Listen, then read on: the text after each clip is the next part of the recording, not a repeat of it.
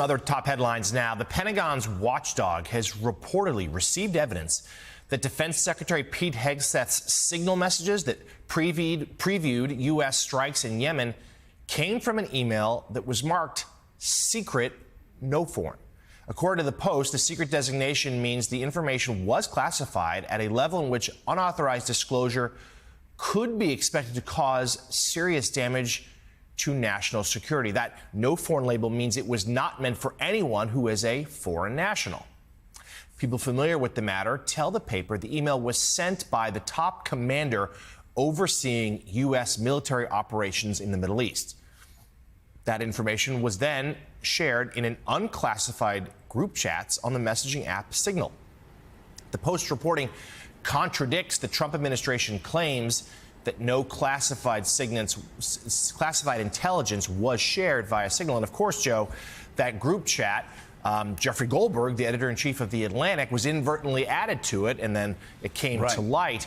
And was, as we've discussed quite a bit, was sort of the first moment that really the Trump administration felt like was a real blow to them, stopped their early momentum. But this, of course, contradicts. This sort of suggests what we knew all along. The White House could play semantics with labels, but this information was secret, and it was a real breach that Hegseth posted it in the chat. Well, and your reporting, my reporting, other people's reporting is all the same. Inside the White House, they understood this was a real problem. They thought that because Pete Hegseth was so sloppy and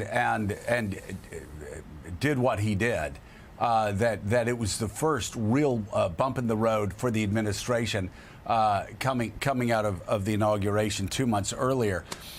David French, this is one of these examples of where maybe going back and bringing up Hillary Clinton, talking about Hillary Clinton's emails. I mean, are you serious? Talking about Hillary Clinton's emails? That may be a bad mistake because Americans remember, like, throughout 2016, people say, well, let's look at that marking. Does that mean it's classified? I don't know if that's what that seemed.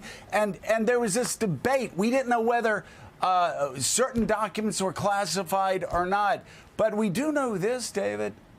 None of those emails had anything approaching what Hegseth was sending out, what the SecDef was sending out on his Signal chat, talking about the specifics of a military attack against a foreign terror network. I mean, there's just not even a close call. So I don't think they should be bringing up Hillary Clinton's emails if they're worried about classified status when they have this staring them right in their face.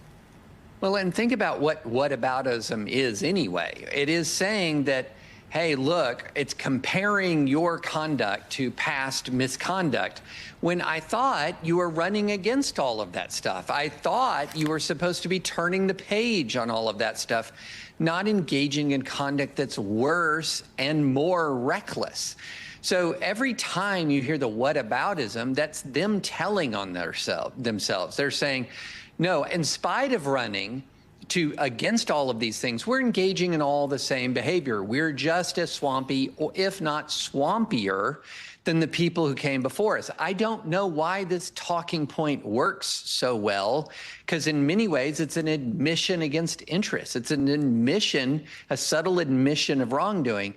And this investigation revealing that this information was classified, very valuable, but it's very similar to an investigation that finally determines that water is wet. Everybody knew this stuff was classified. You can't spend 9 seconds exposed to the military without knowing that information about an imminent military strike would be classified information.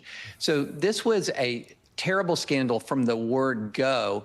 And you feel like the only reason why they didn't take the kind of action that any normal administration would take is these people are so full of pride and so full of hatred for the media that they will not respond to anything that comes through the media, lest they give the media a win. But guess what? Fighting the media isn't their job description. It's defending the Constitution. And look, when you have a Secretary of Defense who is reckless with national secrets in a time of actual combat, this is putting America at risk. And it doesn't matter that it came through the media. You respond to the facts, not the source of the reporting.